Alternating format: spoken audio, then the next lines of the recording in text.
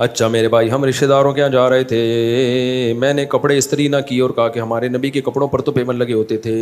یہ کوئی یہ غلط بات کی آپ نے. ہمارے نبی صلی اللہ علیہ وسلم نے غربت کو خود اختیار کیا ہے، سمجھ رہے ہو؟ جب غربت کو اختیار کیا تو آپ کے پاس کپڑوں کے پیسے ہی نہیں ہوتے تھے، اور آپ کے تو اکاؤنٹوں میں ٹھیک ٹھاک پیسے پڑے ہوئے ہوتے ہیں، ابا کے جیب میں بھی ہوتے ہیں، آپ کی جیب میں بھی ہوتے ہیں. تو اس کی اسلام میں مثال نہیں ملتی کہ پیسہ ہو اور آپ اس کو استعمال نہ کرو. ایک صحابی کو نبی نے پراگندہ بالوں میں پھٹے پرانے کپڑوں میں دیکھا. آپ نے فرمایا کہ اللہ نے تمہیں پیسہ نہیں دیا کہ اپنے حالت کو درست کر لو؟ کہا کہ ہاں دیا ہے.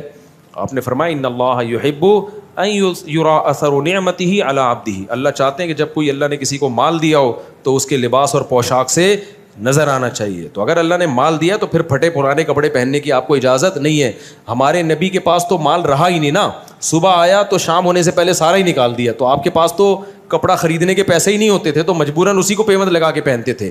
آپ کے پاس تو پیسے ہیں، یا تو ایسا حوصلہ کر دو کہ سب صدقہ کر دو، 1 روپے بھی نہ چھوڑو. پھر جب کپڑے پھٹے تو نیا کپڑا خریدنے کا پیسہ ہی نہ ہو، پھر آپ پیمند لگاؤ گے تو اس پیمند کو سنت کہا جائے گا.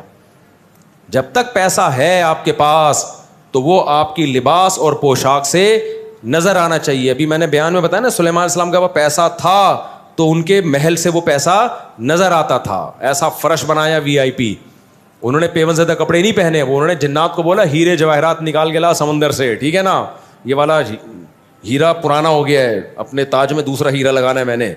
یہ دیکھ دیکھ کے کیا ہو گیا ہے، یہ ملکہ سبا آ رہی ہے، تھوڑا الگ ٹائپ کے ہیرے چاہیے ہمیں.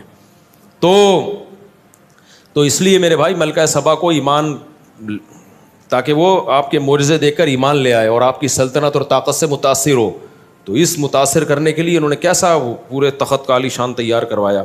تو یہ جو آپ پھٹے پرانے کپڑے پہن کے جاتے ہو نا، آپ آ جاؤ، میں آپ کو ایک زکوٰۃ کی قمیض پڑی ہوئی ہے میرے پاس، وہ میں آپ کو دے دوں گا، تو پہن لینا.